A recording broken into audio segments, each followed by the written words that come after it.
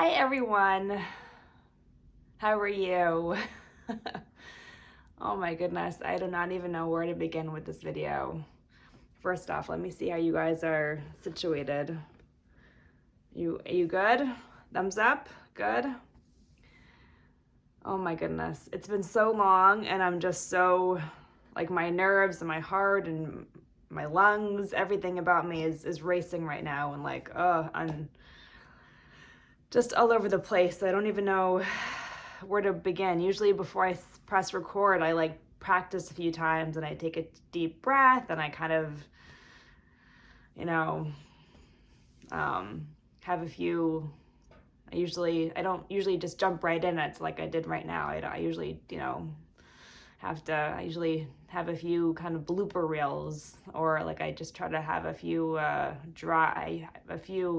test runs, I should say, before I actually make my official final recording for upload. But this one, I just went right into it. I figure, you know what, for this video, we're gonna just rip the Band-Aid off and we're gonna just do it. We're gonna just do it.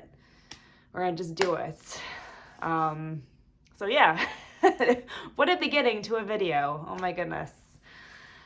La la la la. How are you guys?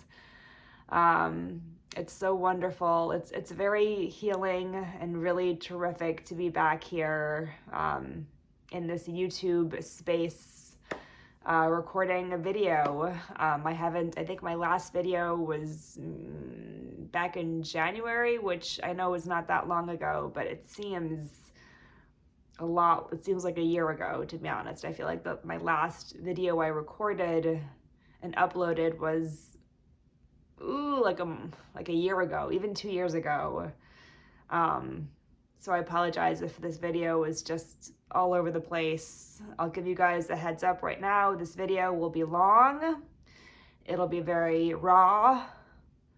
It'll be very honest and very detailed, about birth, about stillbirths, about delivery. So if that's not your cup of tea, if that's something you don't want to hear, I totally understand. But obviously, going by the title of this video, you know what this video will be about. But I just wanted to give a little heads up that this video will be very raw and honest. I'll probably be crying a lot. Might have to take a few breaks to blow my nose, take a deep breath. So also just giving that as a heads up as well. I'm already seeing it in my phone. I'm already beginning to get very emotional with this video. But I really want to do this video. I really want to upload this video. I know so many other moms out there. I've done a lot of research before I uploaded this video. So many other moms shared their stillbirth story, their stillborn stories. And I think it's so brave and it's so beautiful and it's so respectful and it's just such a beautiful, beautiful thing to do. So I just think it's such a beautiful thing and such a really beautiful thing to share your story about your child that you carried for so long and never got to meet and well, not meet, but have in your life forever as your son or daughter. And to hold forever. So let's back up a little bit too, because this might be your first time you're checking out my channel and checking out my video. My name is Lauren. My YouTube channel is Mickey Disney Loving Mama. I know it's a long title. Yes, Mickey Disney Loving Mama. If you are new to my channel and this is your first time, hopping over to my little space in this YouTube community. Thank you so much for clicking on my channel. It means so much to me. Thank you so much for being a part of this video and listening and really just listening and being here for this story that I'm going to tell. It really means so much to me. It means so much to me. For anybody who comes over to my channel and really takes their time out of their day to just listen to me sharing in my passions, my loves, my stories. It means so much to me. So thank you. If you are a returning subscriber or viewer,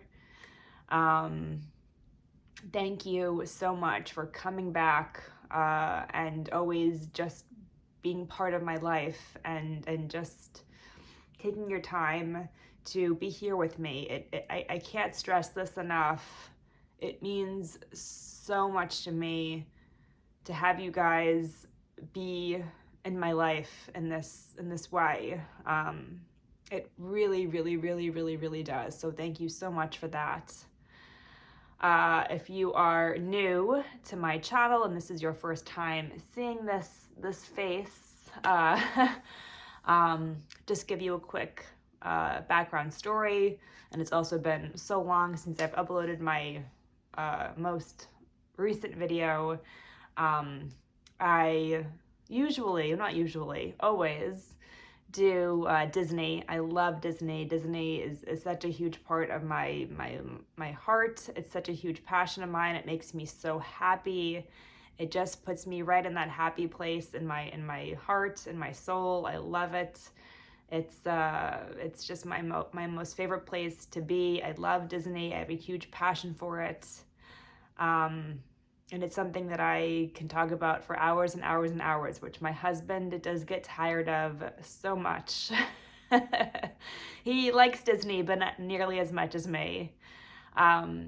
So I always do videos about Disney with a little bit of Harry Potter and some mommy videos, some lifestyle videos every once in a while, but mostly Disney because that's what I really wanted this channel to be about, something really happy and positive and wonderful, something that I really love, something that I wanted to share. So I do unboxings for Disney subscription box companies. I love to share my Disney collection videos, like my Disney home decor videos, my figurines, snow globes, that kind of thing, with a little bit of Harry Potter too, some Harry Potter unboxings, from Harry Potter unboxings, like Harry Potter subscription box companies, and box swaps. I think I said it before, if not, box swaps. And a little bit of mommy updates every once in a while, lifestyle updates and that sort of thing. But this video will be unlike any video that I ever thought I would ever be telling and uploading. I never thought I would be here talking about my stillbirth story, about my sweet baby boy. But here I am. Life definitely is very unexpected and pushes you in situations and experiences and journeys that you never thought would happen, but that's life. So I am a stay-at-home mom. We live in New Jersey. I have two beautiful boys, Ryder, who is my 6-year-old. He's in first grade. He'll be 7 on May 1st. And then I have my 3-year-old, Chance. He is in a pre-K program. He is 3 years old and he will be turning 4 on May 23rd. Both my boys have May birthdays. We did not do it on purpose. It just worked out like that. It just worked out like that. I swear, we did not do that on purpose. I don't know. It just worked out like that. And again, if this is your first time coming to my channel, I thought I would just do a little backstory because I know this video is kind of unlike my usual videos that I upload. My boys have special needs. My 6-year-old Ryder, he's very high functioning, but he does have very mild autism. It's very mild, but he does definitely have a few autistic tendencies, and he is diagnosed with a very mild type of autism, with speech delays and PT delays and OT delays as well, which he does receive speech therapy and physical therapy and occupational therapy because he does have very low muscle tone, with fine motor skills and gross motor skills. So he receives therapy a few times a week at a school. He is in a mainstream public school, which we're very proud of. He definitely had a lot more significant delays when he was younger with speech, with OT, with the PT, but because we were very lucky to put him in a wonderful program through public school, he's made such leaps and bounds and has progressed to such levels. I am just so proud of him. He's so strong and he's just incredible. So yeah, that's my 6-year-old, my Ryder. And then I have my 3-year-old, Chance, who will be turning 4 at the end of May. And this will also be a little bit of an update video as well. I figured, why not? Why not just make a whole kind of video of everything, of what's been going on in my life. He will be turning 4 at the end of May. And he's in a very intensive therapeutic nursery school program through our public school, again, which we're so lucky to have, to have this public school offer such incredible programs for children who need them. He doesn't have a diagnosis of autism, like my other son, but he does have an extreme speech delay. Like I said, he's 3 years old and he only says maybe 10 words, give or take, like full words. But he does do a little bit of sign language. He does a lot of pointing and is just very, he really tries to communicate with with just sounds and constant pointing, and with his facial expressions. He's very expressive physically, but just not with his mouth, not with his words and language. He does understand everything. I mean, I shouldn't say everything, obviously. You know, there are some things that he can't understand, like most typical 3-year-olds. But his understanding, his comprehension language is right normal for 3-year-olds. That's not delayed. With you know, in terms of being on the level of 3-year-olds. You know, for any typical 3-year-old, there's a lot of stuff they can't understand. You know, but in terms of a 3-year-old development with comprehension, he's very there. Maybe a little delayed, but very little, very minor. But expression-wise and verbal-wise and communication-wise, he's extremely delayed, which is very difficult and hard as a parent, obviously. So he receives a lot of speech therapy inside of school in addition to outside of school. He does have a little bit of fine motor and gross motor delays as well, mostly in his mouth, which I think is probably, you know, in relation and due to his not being able to talk. So he does do a lot of OT therapy with his mouth, muscles, which are very undeveloped and very weak. And physically also, his core is a little bit weak, so he gets physical therapy as well once a week in the school program. which is good. I'm the kind of mother that I'm like, you know what, if he has a delay, if he's underdeveloped or needs therapy or needs help, give him as much as he needs. Give him as much as he needs. So I'm all like, let's do it, let's do it, let's do it. And a huge update for him. Again, this will be kind of a Lauren update video. Which has been something that we've been very busy with and very kind of focused on recently these last few months, in addition to my stillbirth and, just me being pregnant, is that because of my 3-year-old speech delay, we have really been talking with his therapist and his teachers and his and his counselor that we work with and through the public schools. We really think it would be time for him and really good for him, because he gets so frustrated when he tries to communicate and we just can't understand him, which is just gut-wrenching and heartbreaking. He just gets so mad and has so many tantrums during the day because he has so much going on in his head, and he wants to communicate so badly. He has so much. He's so alert. He's so with it. He wants to partake in this world and share what's on his mind. But he can't. He just can't talk. So he just gets so frustrated that we can't understand him.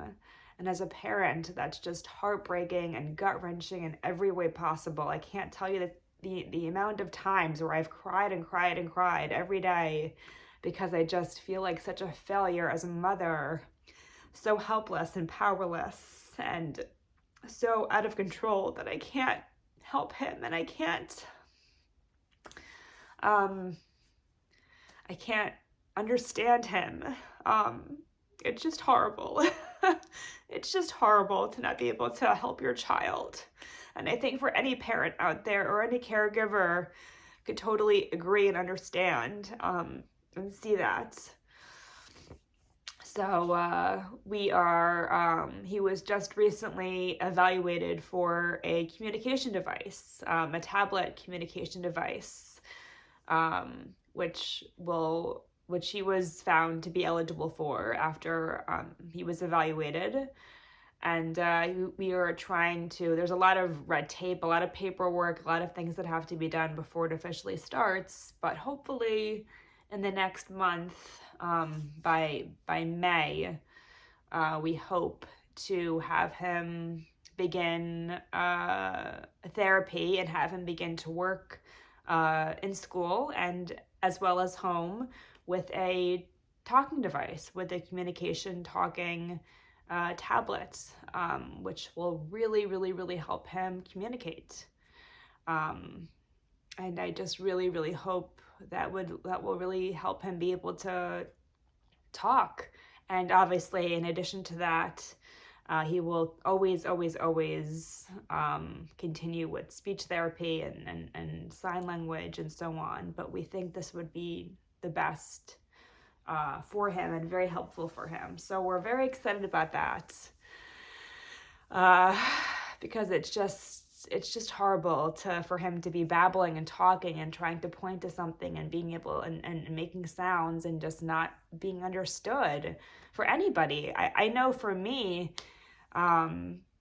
if I have something on my mind, but I don't always say it right the first time, or if somebody just doesn't seem to understand how I feel, it's just horrible. It's horrible, even as an adult, when you feel like you're not being heard, when people are not understanding you.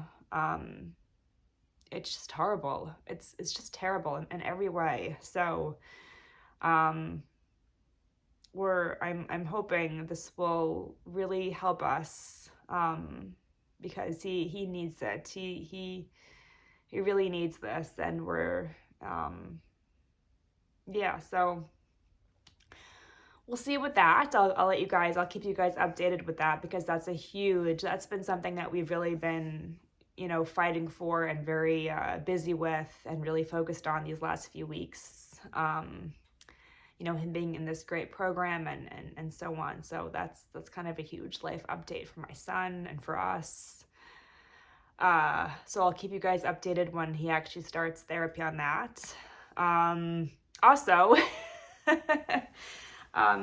let's move on to, let's jump to something very happy before I start getting into something very emotional. Trip update.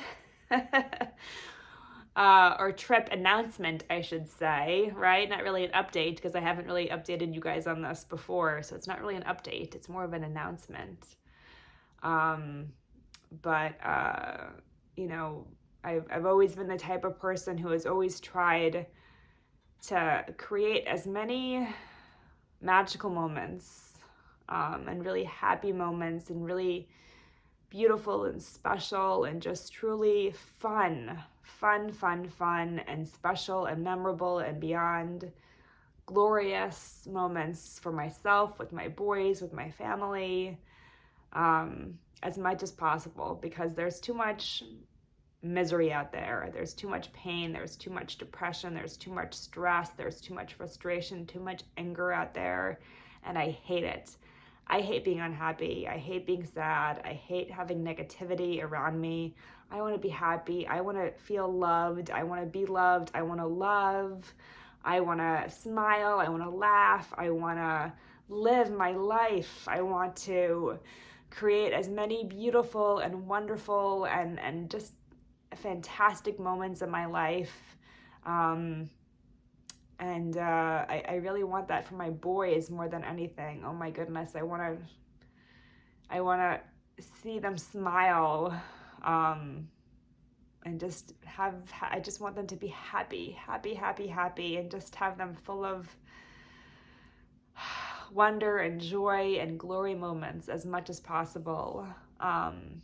So we weren't planning this until next year, obviously, because we were planning to have a third baby this year, but that's not happening. So we, after a lot of talking and sitting down and kind of looking at our finances for this year, because in addition to thinking we were going to have a third baby, we're also starting a lot of work on our house, which has been very stressful and just nobody likes it when they have work done on their house, I don't think, because it costs so much money, and it's just a heartache. I hate it. So in addition to that, there's just been a lot, but we are going to Disney this May in just a few weeks, in like 6 weeks, I think, for my boys' birthdays. And as a kind of a Mother's Day present to myself and a tribute to Evers, my angel baby, my heaven baby, we're going to go to Disney World in May, which we're so excited about. We're going to go for a full 8 days, which I can't wait. My most favorite place in the whole world, with my most favorite people in the whole world, my boys, my babies, and my husband, but he's, he's somewhere on the list. But no, I'm just so excited to be having this amazing trip to look forward to and to plan. It's been so wonderful and so just full of joy and happiness, and made me so happy and just smile to plan this trip and to think about all the amazing special memories and moments and times we're going to have. For my boys' birthdays, to celebrate, and, losing Evers has really has made me become aware now more than ever,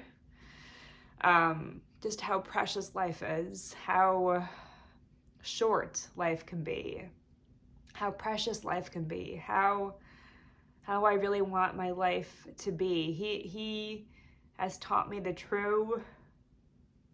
he's helped me see the true meaning of life, and, how precious it is, and how much we need to live in it. Oh, I think I just had my snot. Sorry. I think you guys just saw some snot action. But he's helped me see that and realize that now more than ever, just how precious life is and how, we need to create these moments, and he's always going to be with us, even if he's not here with us physically on earth. He's in my heart always. I feel him physically. I just feel him. I feel like I'm always holding him in my body and my heart always. And how we need to create these really special, special, special moments, full of happiness and joy, and to really live our lives. And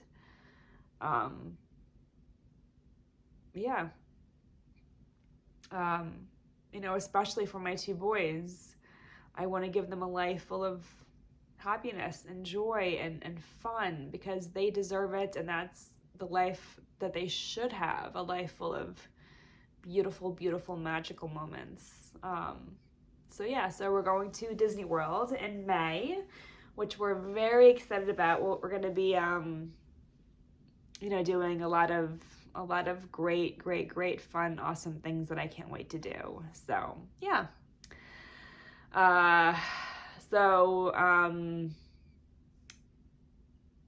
The dates for that, if anybody wants to know, I don't know. We're going to be there actually on Mother's Day. We're arriving on Mother's Day on May 8th, I believe, is Mother's Day this year.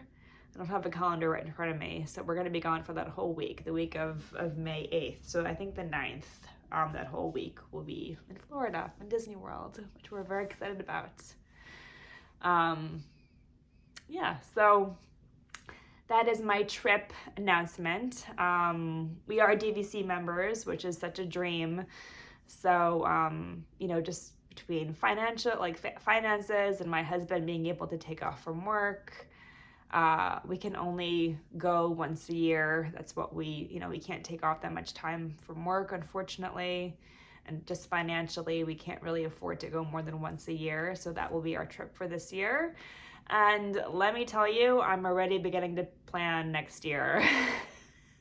I know it's crazy for maybe a lot of people, but I love planning my Disney trips. I love thinking about it. I love planning it. I love imagining it. I love having that feeling that I know I'll be walking down Main Street and seeing that castle and having such magical, amazing, and the most incredible times with my boys and seeing their faces light up. That's what brings me happiness, seeing my boys happy.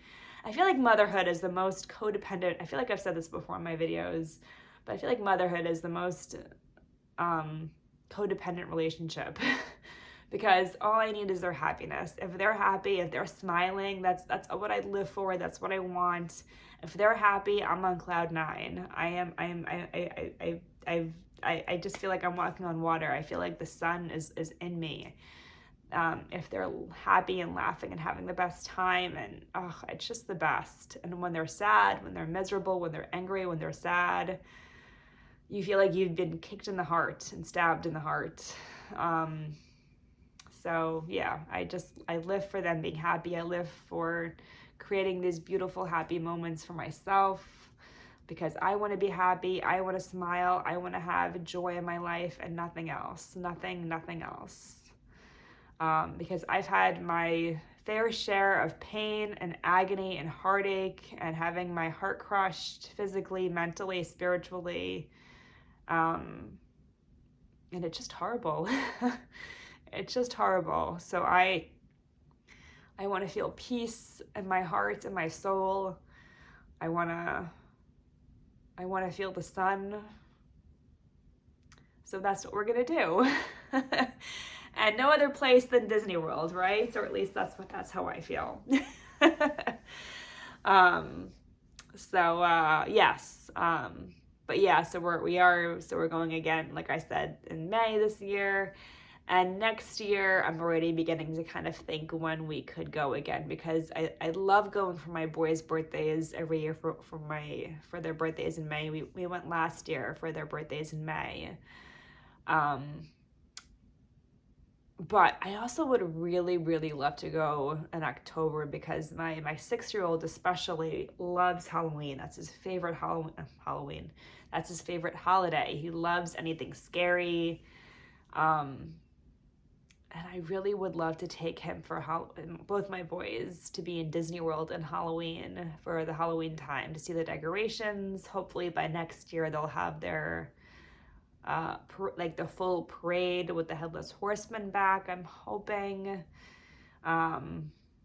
But I don't know if I can wait a whole, like, more than a year, because we're going this May in just a couple of weeks. And to wait until next October of 2023, I don't know if my heart can take that. I don't know if I can wait until next October to go with my boys again. Oh my God. Ugh, I don't know. I don't know if I can do that. That's a long time to wait. Ugh.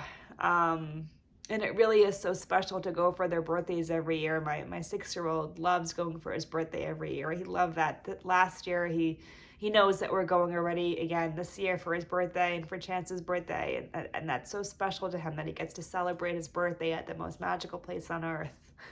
I don't know. I'm going back and forth in my head. Oh, that's my Alexa always.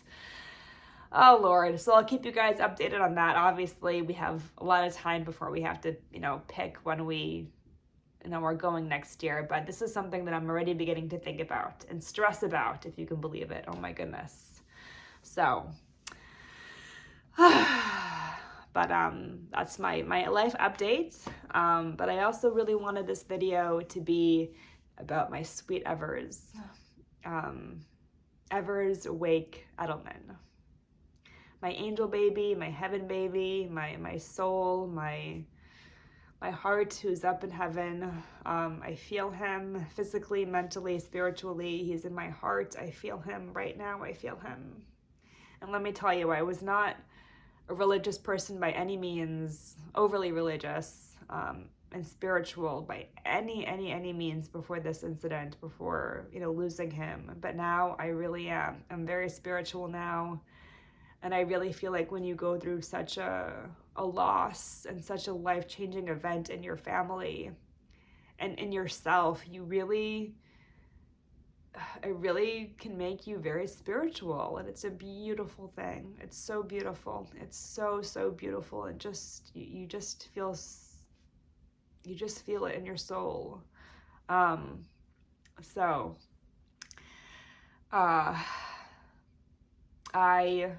I guess I'll just jump into it because, again, I don't really know kind of where to start with him, with my baby. But his name was Evers Wake. And we came up with the name when I was pregnant, actually, in like my first trimester. I came across Evers. Actually, I came across the name Ever for a girl. I found it in like a baby book. And I just loved it. And I was like, okay, if we're going to have a girl, we're naming her Ever. I loved it so much. But I really loved it. And I was like, you know what, if it's a boy, this is before I found out I was having a boy at the end of my first trimester. I didn't like the name Ever for a boy. So I was like, okay, how can I make this work? How can I make Ever, like what can I do? How can I make this work? And then I just thought, like, dummy, why don't I just Evers if it's a boy? And it just felt so right in every way possible. So Evers was his name that we came up with in the first trimester. And Wake is something that we came up with in in this past January. We came up with that. That was more of a struggle to kind of come up with his middle name because we kept on going back before Wit. Actually, we were really thinking about Wit for a middle name. But Wake just seemed really perfect for him. So yeah, we came up with Wake in January. the beginning of January is when we came up with it. But we were not planning on telling anybody, even my family, his name until he was born in April. April 19th was his due date. And the same for Ryder and Chance. We didn't tell anybody their names until they were born. We wanted that to be very special and something that we just knew, something we just kept for ourselves, which we loved. But when we found out we were having a boy, we did tell everybody. I announced it on Instagram, on Facebook. We told all of our friends and family that we were having another boy. And I took there's a blood test that you can take when you're 12 weeks. I forgot what it's called. But in addition to finding out the sex of the baby, the gender of the baby, you can also do a full panel of genetic testing. I think they tested for like over 400 syndromes and defects and diseases genetically, which I did. And I did that for my other 2 pregnancies as well. Both came back, negative and normal. Nothing came back worrisome at all for Ryder and Chance and for Evers. All of my testing, my diabetes test, which always has me so worried because when I'm pregnant, I eat so horribly. I eat like such greasy fast foods and Dunkin' Donuts and cupcakes and candy. I eat terribly when I'm pregnant, so I'm always so worried and scared beyond belief that diabetes test is going to come back positive. And I already have very high cholesterol, which is something I always have to really worry about and be concerned about. I have it genetically because my father has very high cholesterol and his whole family has high cholesterol. So I have it. I have the gene for high cholesterol, so I was just born with it. So I'm like, oh man, in addition to having high cholesterol, I'm going to have diabetes now. Like, oh my goodness. But thankfully thank God that test came back negative and normal.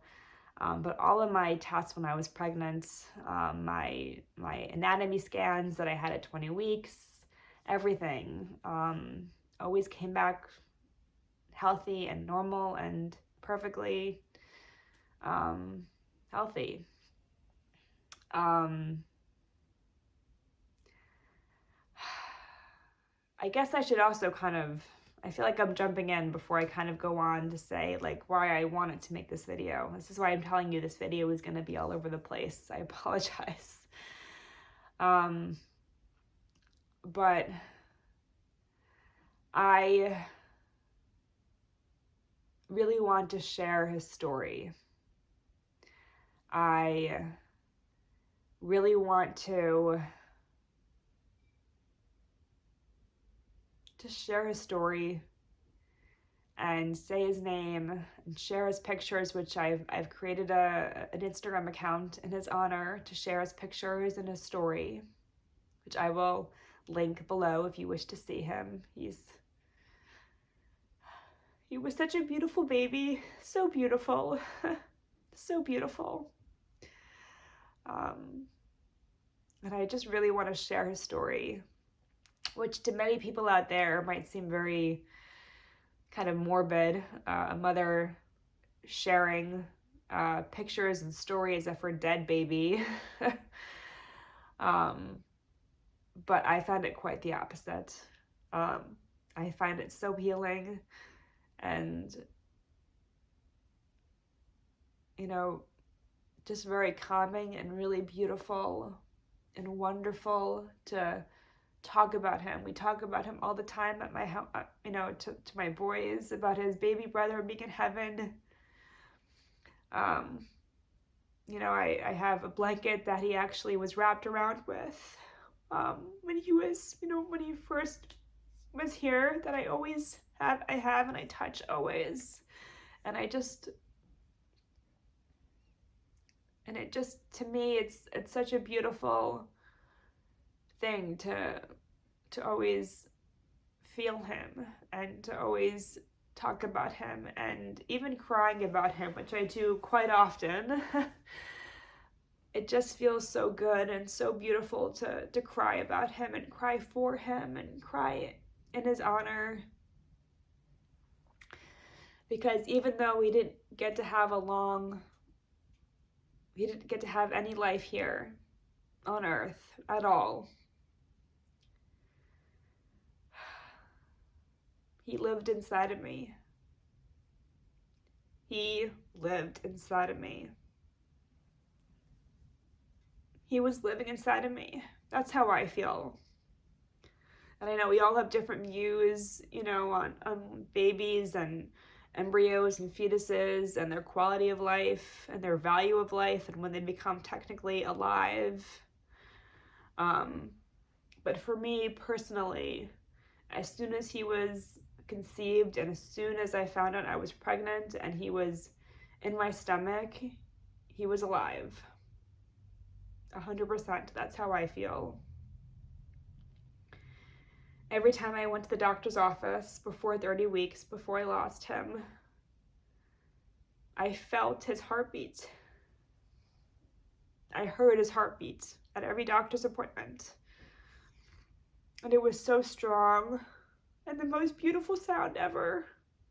And it was just so strong.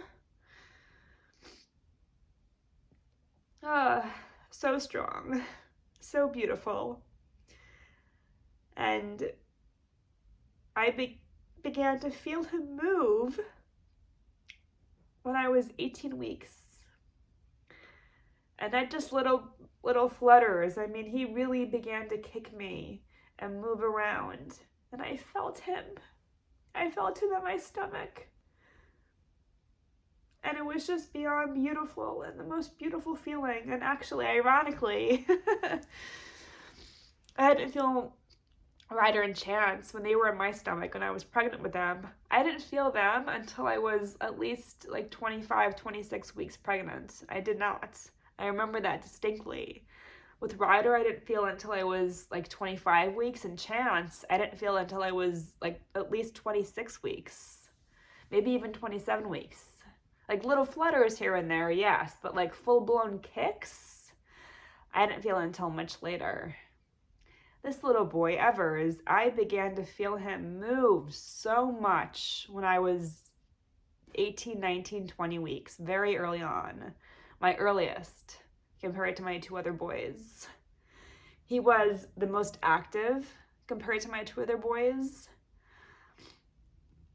I mean, I literally would feel him kick to the point where I would move, very early on, even when I was in my 20 weeks.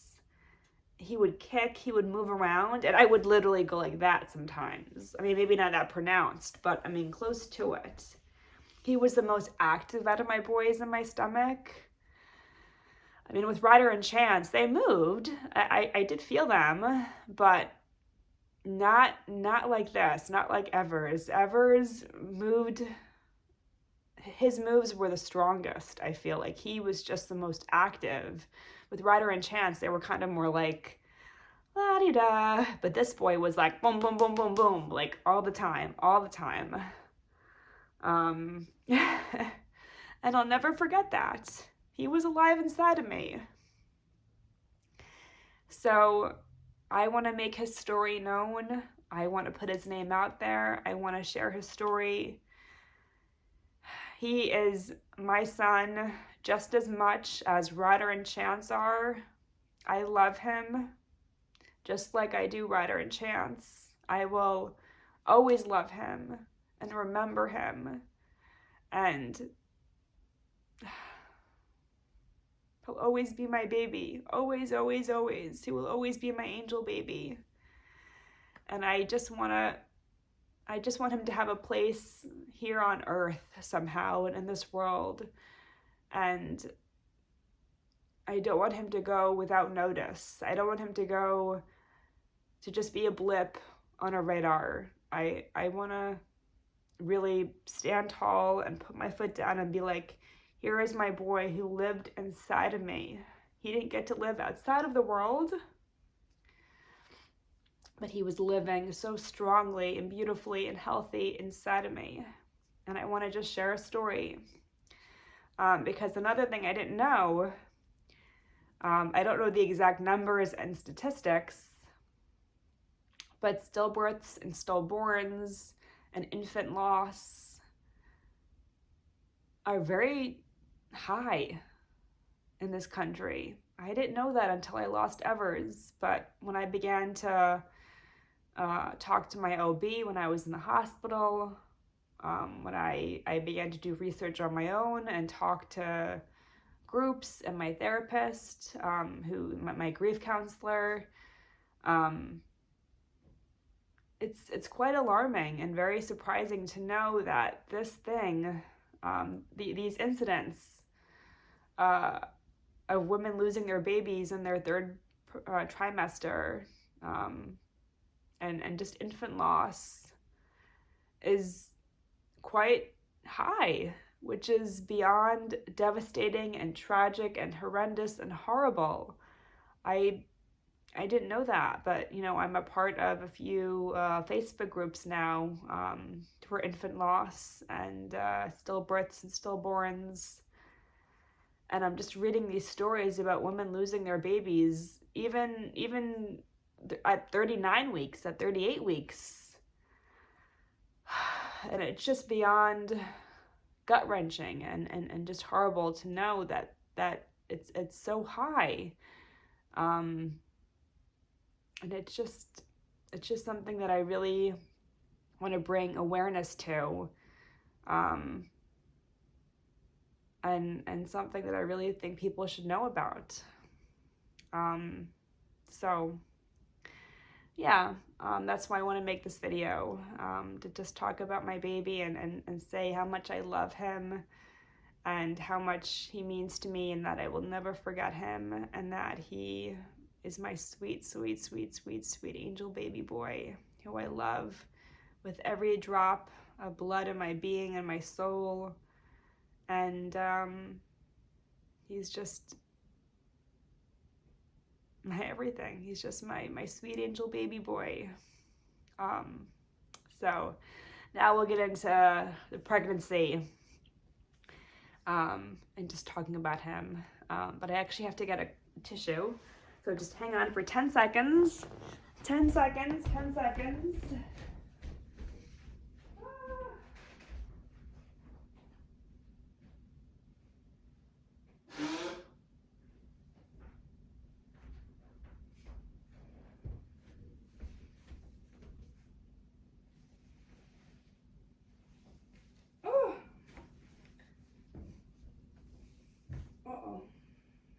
Okay.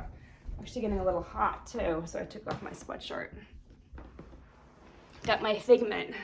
I felt like this video needed some Figment love because I love Figment. So gotta represent my Figment here in this video. So yeah. So Evers, my sweet angel boy Evers.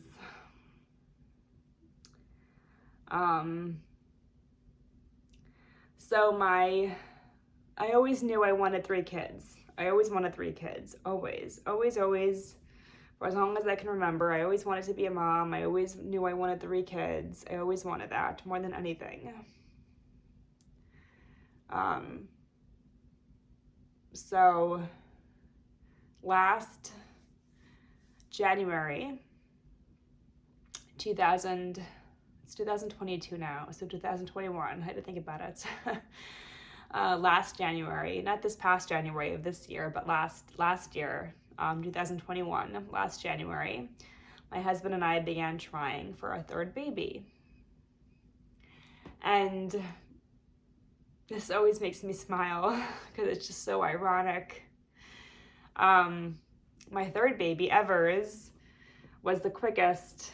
He was the quickest to conceive.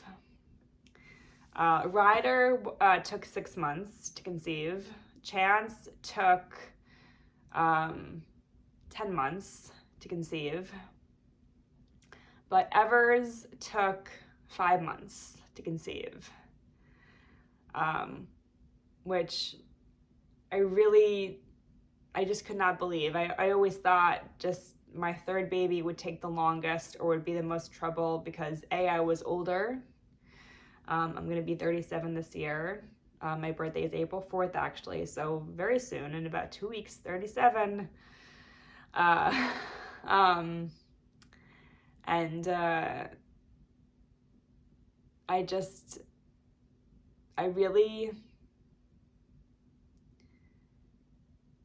I really thought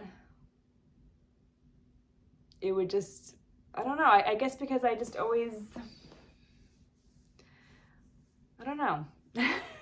I just always was like so scared, I guess, that this baby would take the longest to conceive because I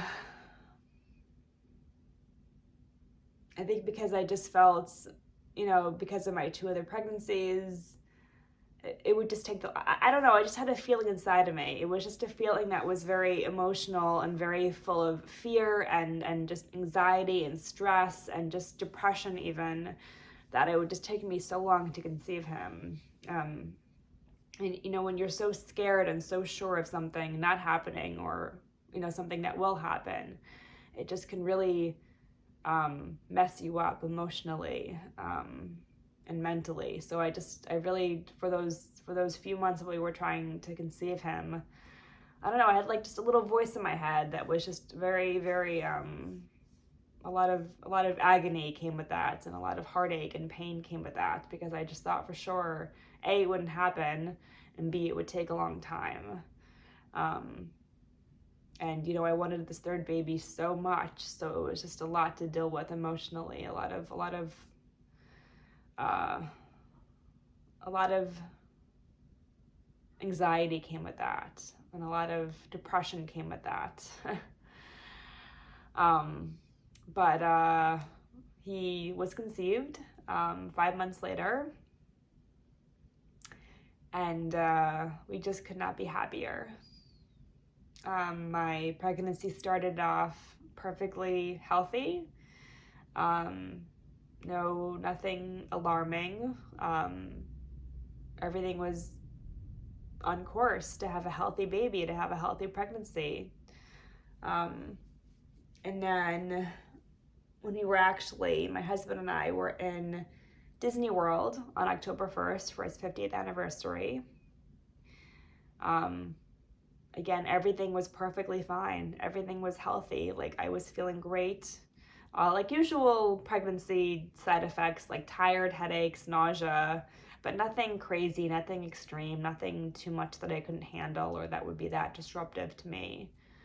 I'm sorry, it was October 2nd, that Saturday. We were getting off Stillbirth in Epcot. And again, this is why I said this video will be very raw with a lot of detail. So hopefully, if you're up until now, if you've been watching this video this long, 52 minutes, you will be fine with that. But I just began to bleed out of nowhere. It was just like in a horror movie, getting off Spaceship Earth, actually, which will be quite, I know, going back to Disney World in a couple of weeks after, last October will be very interesting, to say the least, especially coming off Spaceship Earth and seeing, going into that ride. But I just began to bleed so heavily. Again, I know this is TMI, but I want to talk about it. I want to share it.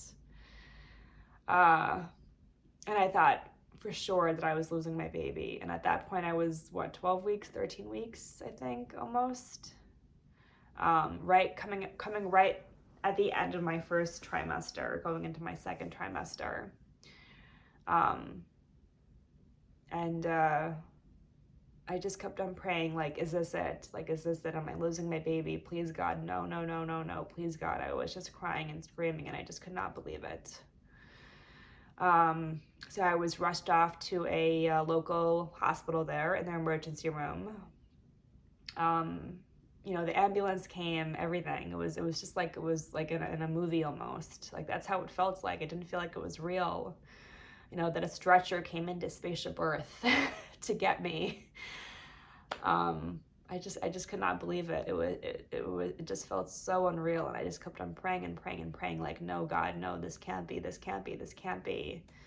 At the end of testing and blood works and ultrasounds done, they then found that I had a subchorionic hematoma in my placenta, very close to the baby. It was quite large. And they told me that that I had a 50% chance of losing the baby and not carrying this baby to full term, and to miscarrying the baby because of this hematoma, because of this bleeding, because of this bruise that I had inside of me that was so close to the baby in the placenta on the membrane. So I had a very strong chance of not carrying this baby. And they also told me that I also had, that I did have a chance of carrying this baby full term and everything would be fine. But I had just as much of a strong chance and risk and possibility of not.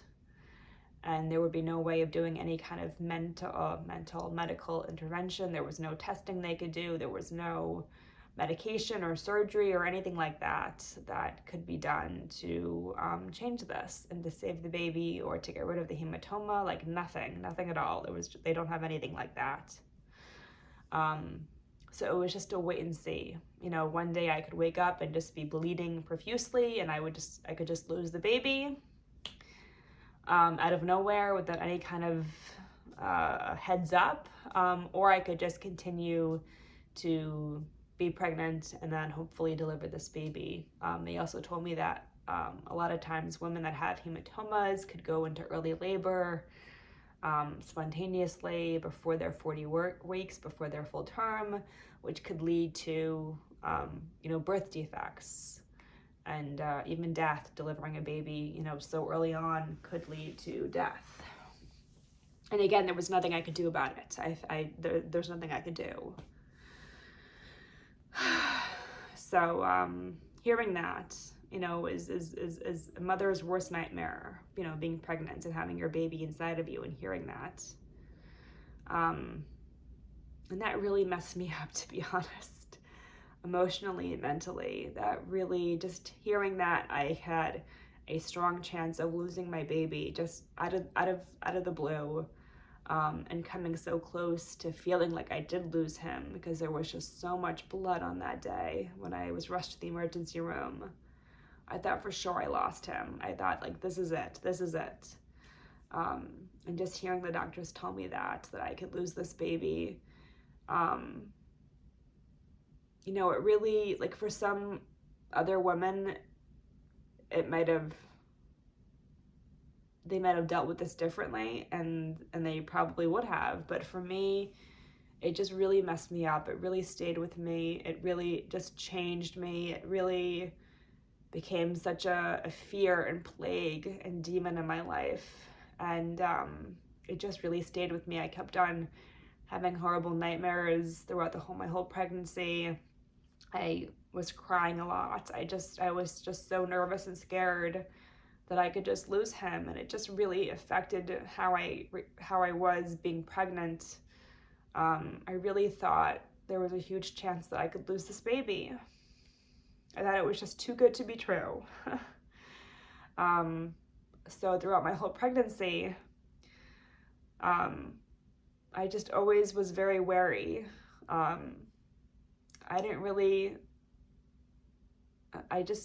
It just felt like it just didn't feel real. I just always, I was just very wary. I just didn't really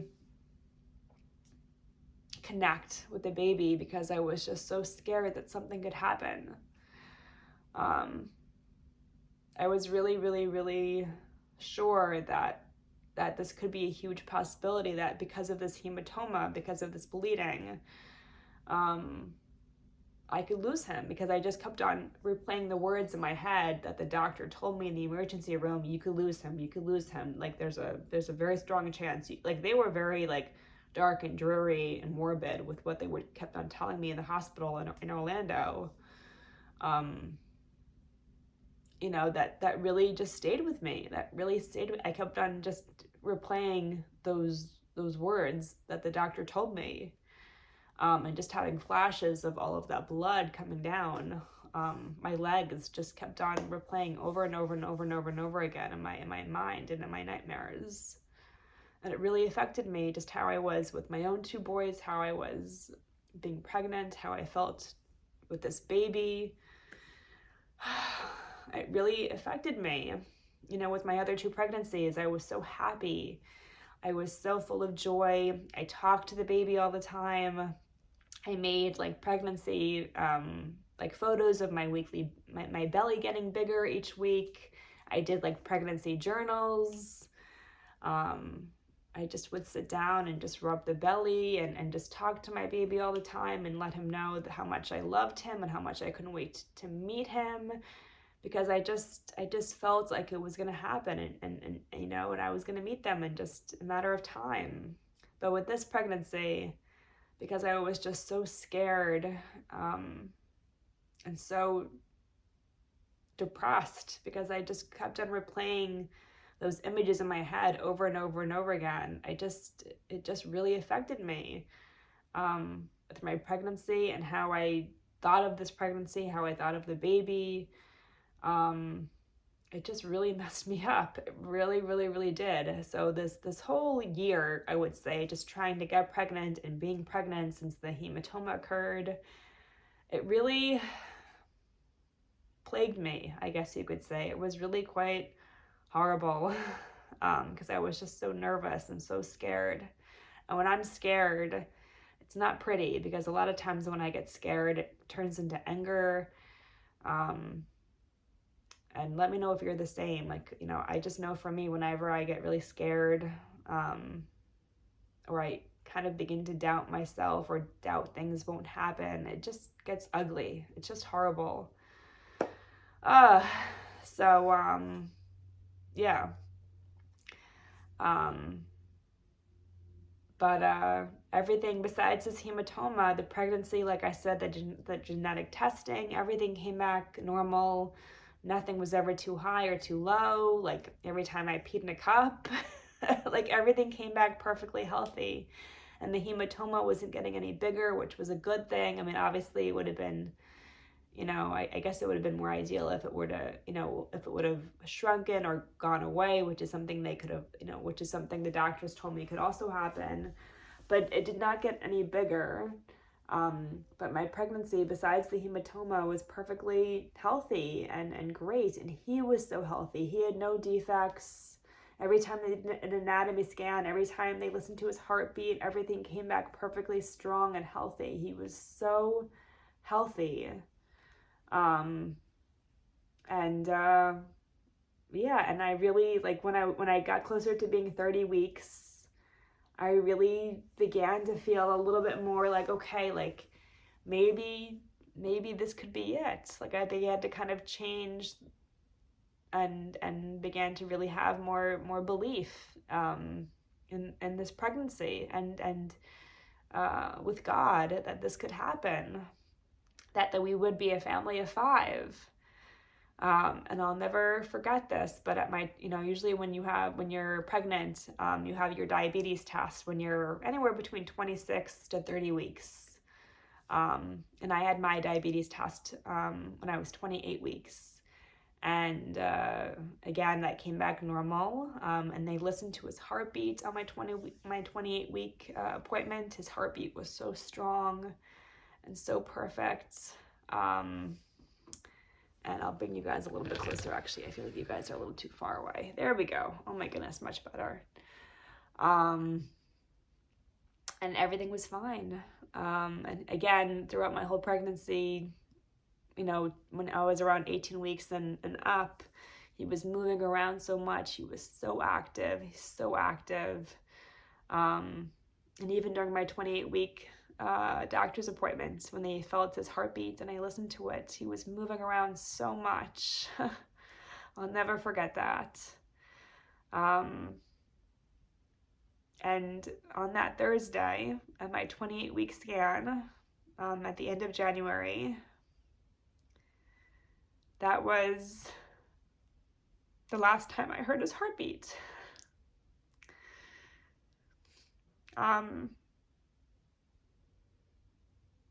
And the following week, when I was 29 weeks, I just stopped feeling him. I did not feel him anymore at all.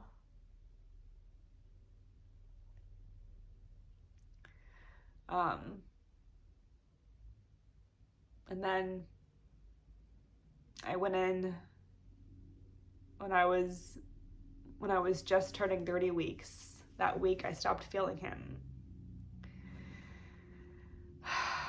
And they did a full anatomy scan.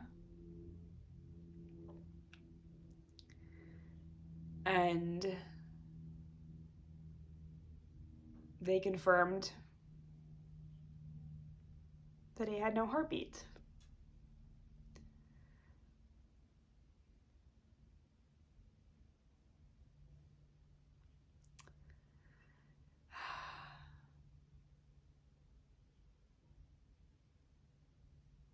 And I'll never forget seeing him on the ultrasound machine.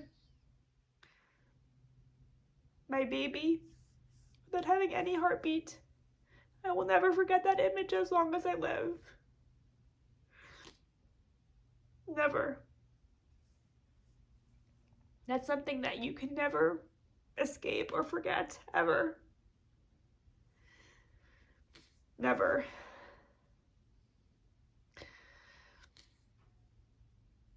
And my worst fears, that my baby had no heartbeat.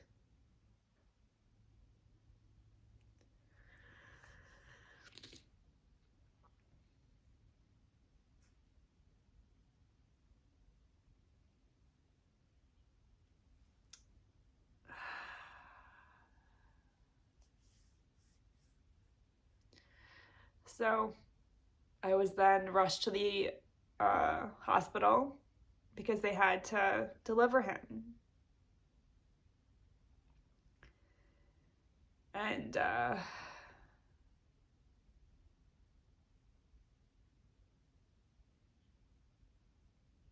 just never forget that for as long as I live. Never, never, ever, ever.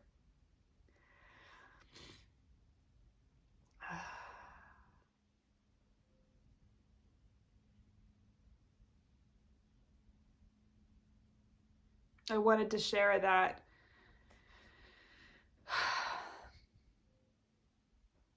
when we were in the hospital and I was talking to my OB and the nurses there, I said, there's no way I will give vaginal birth to my child that is not living. There's just no way I can go through that whole experience of giving birth and having contractions and being in labor for hours and hours and hours to give birth to my child who is not living. There is no way to go through that whole experience mentally. So I just was very strong about having a C-section because I didn't want to be awake for it. Or not awake, I just didn't want to labor him. I didn't want to go through all of that. Because it's, when you labor a baby, when you give birth to a baby, you want him to be alive. You want to hear that cry. You want to hold him and kiss him and have him in your life forever. And I thought, there's just no way mentally that I could ever, or my heart was just screaming, no, there's no way I could give birth to my unborn child. There's just no way. Like this is just insane. This is just sadistic and just totally, this is just barbaric. There's just no way this could ever happen, that a mother could give birth to her unborn child. That just can't happen. It can't. This is insane. But then my doctor, who is amazing, I love her so much. She's just been my rock in so many ways. You know, she told me that to deliver a baby this early on at 30 weeks, to do a C-section, which is such an extreme surgery on the woman's body, to cut through the flesh like that, to cut open the body like that. You should really only do that in extreme medical emergencies. And I just talked to her more about it, and I know every woman has their own stillbirth story and their own feelings and their own experience, and I respect that so much. I do. I respect that so much. I really do. And you need to do what you want to do. You need to do what you medically and mentally and in your heart, you do what you need to do. 1,000%. I respect that so much. But for me, after talking to my OB for a while, and hearing her really talk, we then came to the result and the conclusion that it was just better for me to labor him, to have him vaginally.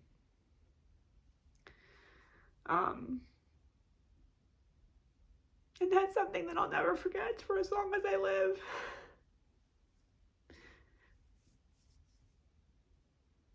To labor him and to give birth to him. That feeling, I will never forget for the rest of my life. Never.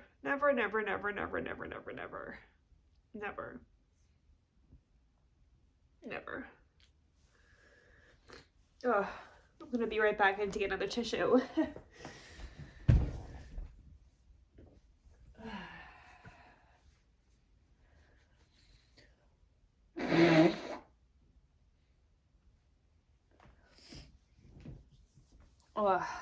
And again, every woman has their own stillbirth and story, and I totally respect that.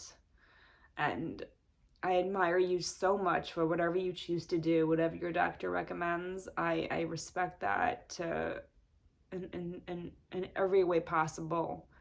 No judgment at all. Truly. I just know for me, that's what we decided to do. What was best for me medically. And just in my heart after hearing her talk, you know, it was just for me personally. So I labored him and I had him at 30 weeks that Tuesday.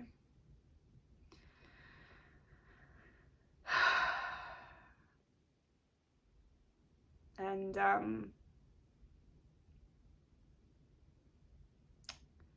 they don't really know what exactly happened.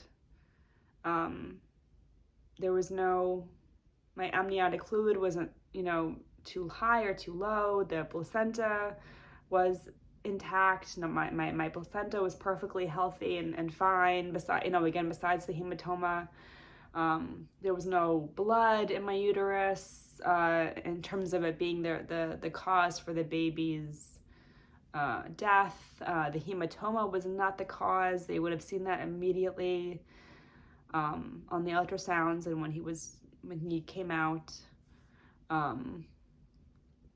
he had no physical signs. He had no defects, nothing. There was no heart defects, nothing like that. No, when he was inside of me to be a reason or an explanation as to what happened. So nothing like that.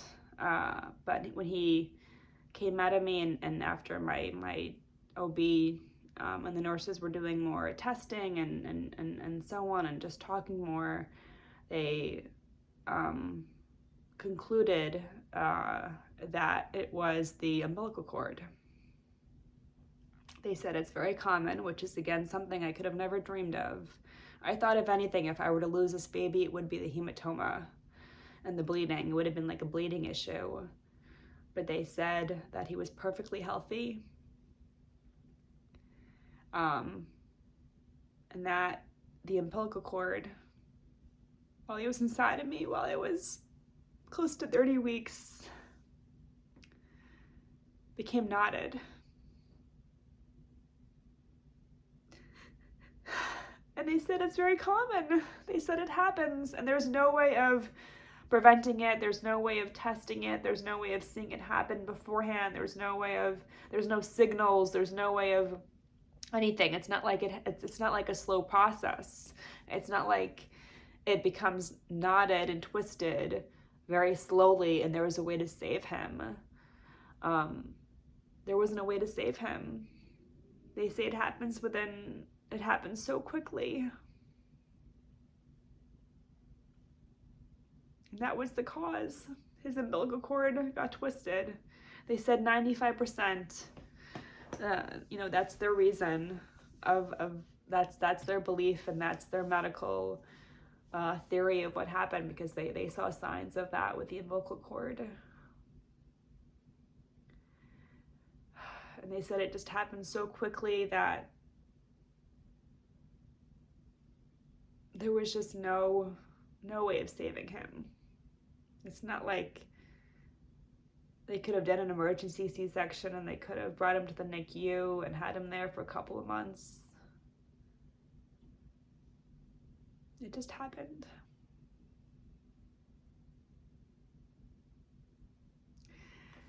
And for a long time, for many hours, I was going back and forth. My husband and I were going back and forth, debating if we should actually hold him and have time with him. Because to hold your unborn child is just unbearable in so many ways. It's just unimaginable to hold your unborn child.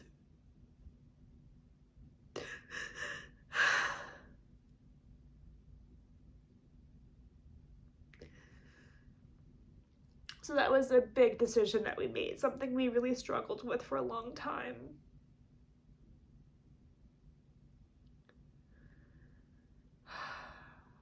That was a big thing, and I'm so happy, so happy that I decided to hold him, to have a day with him, to feel him, and to touch him, and to kiss him, and to hold him, and we even took pictures, because that's all I have of him. I don't have a life with him.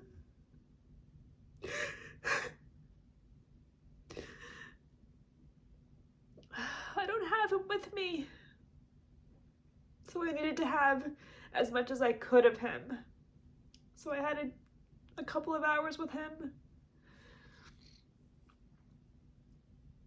We took pictures, beautiful pictures, which again, I created a separate Facebook account, Instagram account called Forever Evers, where I uploaded his pictures, which if you would like to see pictures of him, it would mean so much to me. And he's just so beautiful and so precious. So we took pictures of him, and I'll never forget the feeling of him and the touch of him. Never.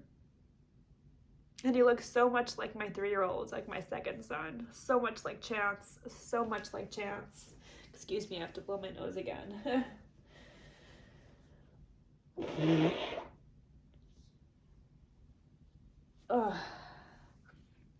But he looks so much like Chance. So much.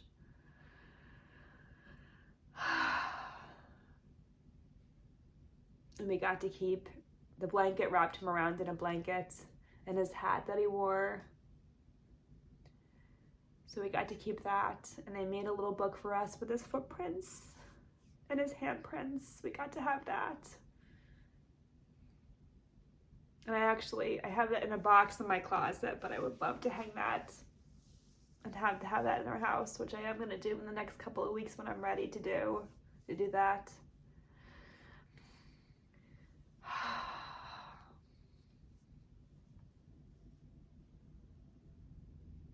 And he's just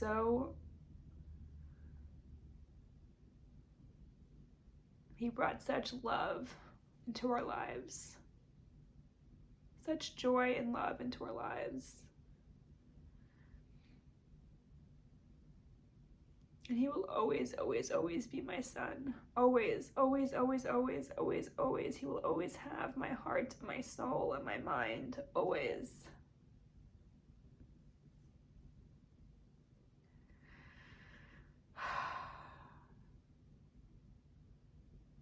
And that's the story, I guess you can say, of my Evers wake, my forever Evers, my forever Evers. That's his story. That's his name. That's his story. We got to hold him.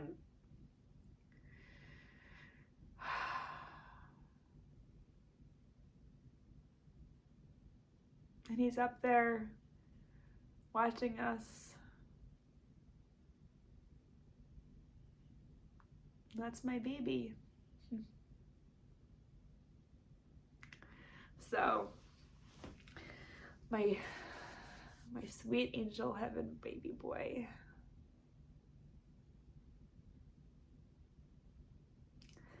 So that is my stillbirth story. Please, if you've ever been through an experience like this, if you want to reach out to me or email me or private message me on Instagram, I would love that so much. I would love to connect with you.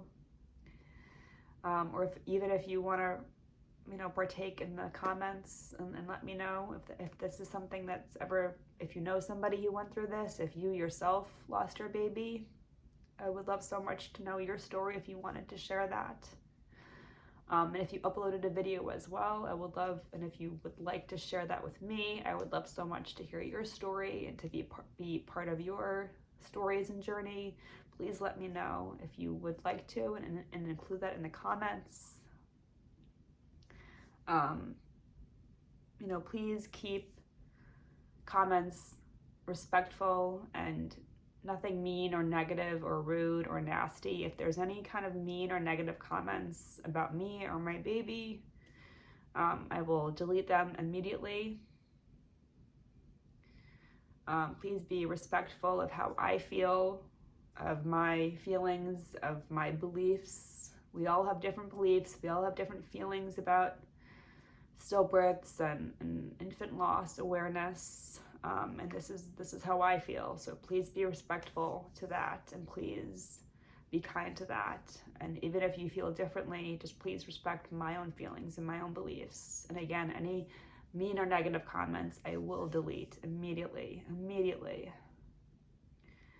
But I just wanted to share his story. I wanted to bring awareness that, unfortunately, tragically, horrendously, this is something that happens a lot.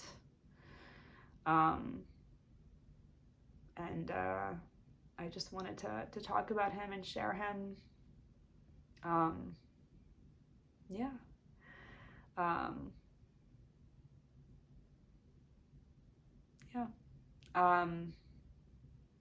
I am planning on coming back to YouTube, back on a more, once a week type of schedule, with Disney and Harry Potter. It's something I really want to get back into. It's something I really miss. So be on the lookout for that. Follow me on Instagram, Mickey Disney Loving Mama, for any updates. Maybe next week I'll kind of start going back into that. I miss it so much, and it just brings me so much joy. So maybe next week I'll get into that. Maybe even tomorrow. I don't know. But I love my baby boy, and he will always be with me, always. I hear him, and I feel him, and he's always gonna be with me, always. And that brings me such peace and comfort to know that.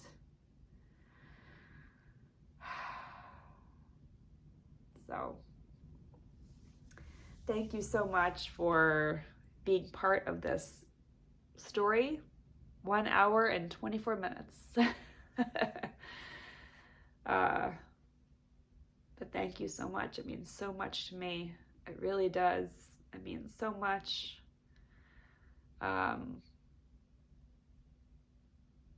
Yeah, thank you guys for listening to my story, listening to his story, I should say. Sorry, not my story, his story. His story.